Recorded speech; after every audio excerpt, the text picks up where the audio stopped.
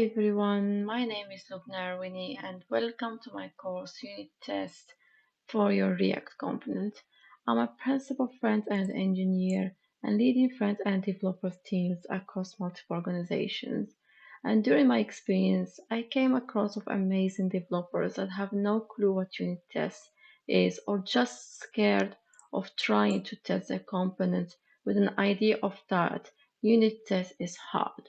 And trust me, it is not.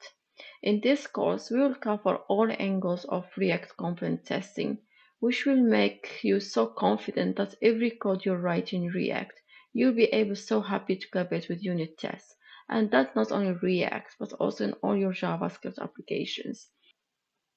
So in this course, we'll go through this pattern, how we can test first our rendering, then how we can test some events, like for example, you click a button or you write something in your text field, and then we'll see how we can test our states in React and the effect call, and then the end we'll try to test our state management.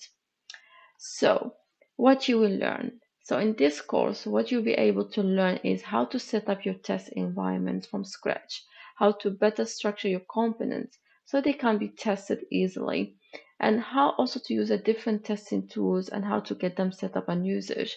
And also, you'll be able to understand what is the difference between them, what is the ups and downs for each and every one.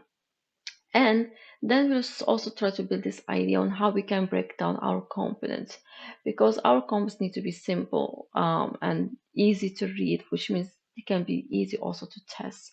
And in the end, we'll see how we can test our async components.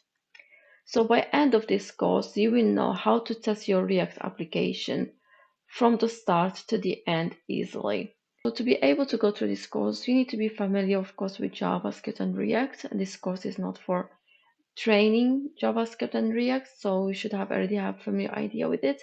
Otherwise, you can check my full courses on React in my channel.